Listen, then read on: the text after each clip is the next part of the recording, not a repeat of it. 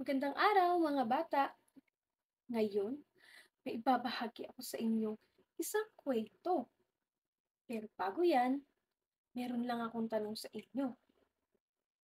Nakikita niyo ba ang inyong mga nanay ay naglilinis o kumikilos sa inyong bahay? Pero sa tingin niyo ba, masipag ang inyong mga nanay? Yan, maraming salamat sa pagsagot mga bata. Pero bakit nga ba si nanay ang aking tinatanong? Dahil ang ating kwento ay tungkol sa isang nanay na masipag. At sa aking pagkukwento, malalaman din natin kung saang bagay nga ba inihalin tulad ang kamay ni nanay.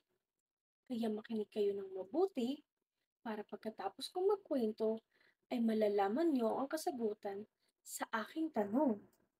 Ang ating kwento ay pinamagatang Papel di Liha na kwento ni Ompong Remigio at guhit naman ni Beth Parocha Doctolero. Ang nanay ko ang imis-imis pag may duming nakadikit, kiskis dito, kiskis doon. Pag may mantsa sa damit, kuskus dito, kuskus doon. Pag may sebo sa kawali, kaskas dito, kaskas doon. Dadako siya sa sala at mag-aayos. Pag may tsaryong nakakalat, ligpit dito, ligpit doon. Pag may tornilyong maluwag, higpit dito, higpit doon. Pag may maumbok na kutsyon, pitpit dito, pitpit doon. Mga bata, ano nga ulit ang nakakalat? Tama, dyaryo. Pasok siya sa kusina at magbubusisi. Pag may ulam na malamig, salang dito, salang doon. Pag may isdang sariwa, sigang dito, sigang doon. Pag may kalang tabingi, kalang dito, kalang doon. Papasok siya sa silid at titingnan ang aking gamit. Pag may sintas na maluwag, tali rito, tali roon. Pag may tastas na laylayan, tahi rito, tahi roon. Pag may butas na pundilyo, tagpi rito, tagpi roon. Mga bata, saan nga ulit pumasok ang nanay? Tama, sa silid. Saan naman kaya susunod na papasok ang nanay? Gagawi siya sa paliguan at mag-uusisa. Pag may wiwi na nakita, buhos dito, buhos doon. Pag may aa na naiwan, buhos dito, buhos doon. Pag may uu na sumingit, buhos dito, buhos doon. Iikot siya sa bakuran, sa may halamanan. Pag may mga dahong naglaglagan, walis dito, walis doon. Pag may ipot ng ibon, palis dito, palis doon. Pag may uod na naipon, alis dito, alis doon.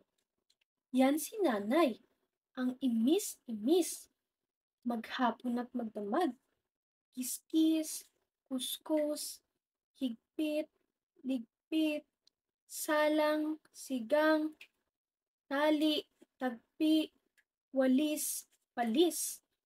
Isang araw, dumating si Tita Milagring. Ang sabi niya, ano ba naman Milagring? Kaskas, kiskis, kuskus ka ng kaskas, kiskis, kuskus. Kaya kumapal at gumaspang ang mga palad mo. Parang papel dilihan na pang isis. Hinay-hinay ka lang at magpalambot ng balat. At baka hindi nahawakan nito ring ang mga kamay mo. Hindi nahahawakan ni tatay ang kamay ni nanay? Bakit? Ano ba ang papel diliha? Naghanap ako sa bahay ng papel diliha. Pero papel di hapon lang ang nakita ko. Pumunta ako sa tindahan ni Aling Epang at bumili ako ng papel diliha.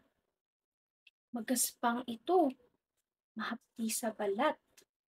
Gasgas ang kahoy sa isang kaskas. Nisnis ang damit sa isang isis. Ganito nga ba kagaspang ang mga kamay ni nanay? Minsan, nilagnat ako at napilitang mahiga. Si nanay tumabi sa akin. Nang tumaas ang lagnat ko, punas dito, punas doon. Nang sumama ang pakiramdam ko, lunas dito, lunas doon. Nang sumakit ang mga buto ko, himas dito, himas doon. Pero bakit hindi mahapdi ang himas ni nanay? Bakit hindi nagasgas ang balat ko nang humimas at humaplos siya sa akin? Lalo akong guminhawa sa bawat himas ni nanay. Mali si Tita Maring. Hindi papel diliha ang mga palad ni nanay. Noong magaling na ako, nakita ko naman si nanay na umiikot sa bahay. Pag di pantay ang laylayan ng kortina, lilip dito, lilip doon. Pag may bugwit sa siling, silip dito, silip doon. Pag may palay sa bigas, tahip dito, tahip doon.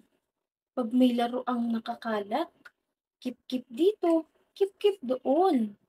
Pag nabukulan ako, kap-kap dito, kap-kap doon. Pag may ligaw na kuting, kup-kup dito, kup-kup doon. Mga bata, ano nga ba ulit ang naligaw? Tama, isang kuting. Minsan, nakita kong magkahawak kamay sina nanay at tatay. Ang sarap tingnan. Mali talaga si Tita Maring. Hindi pa pindiliha ang mga palad ni nanay. Hindi pa pindilihang isis dito, isis doon. Kiskis dito, kiskis doon. Kaskas dito, kaskas doon. Pero di ko pa rin natiis na tanongin si nanay kung bakit nasabi ni Tita Maring na papel diliha ang mga palad niya. Anak, makapal at magaspang na ang mga kamay ko dahil sa kakatrabaho. Ang sabi niya, niisip ko, pinalambot ng magagaspang na kamay ni nanay ang unan sa ulo ko. Ang manok na nilaga, ang kutsyon sa upuan, ang medyas at kamiseta ni tatay, ang lupang botohan, pati lumang pandesal, lumambot din. Pumunta ako kay nanay at humawak sa mga kamay niya. Pakiramdam ko, kahit kailan, ayaw ko nang bumitaw pa. At diyan nagtatapos ang ating kwento na pinamagatang Papel de Liha, na kwento ni Ompong Remigio at guhit naman ni Beth Parocha Doctolero. Maraming salamat mga bata! Ayan, ngayon, meron akong inihandang dalawang activity. Ang una ay inferring characters. Panuto, tukuyin kung sino ang tauhang nagsabi o nagpakita ng ideya at ipaliwanag kung ano ang sinasabi nito tungkol sa kanyang pagkatao. So, dito sa ating kaliwa, meron tayong sipi o ideya.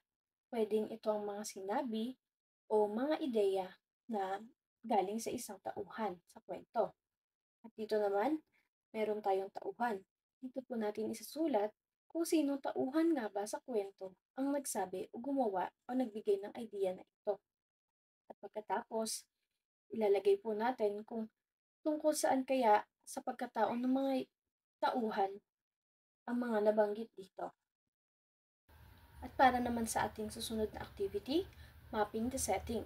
Panuto, ayusin ang mga sumusunod na pangyayari sa tamang pagkakasunod-sunod. Lalagyan natin ito ng 1 hanggang 5 na number. Pagkatapos, sapat lang o sa ibaba, isulat ang maikling paliwanag kung bakit iyon ang tamang sequence. So, dito ulit sa ating kaliwa, meron tayong mga pangyayari dyan. Babasahin natin yan.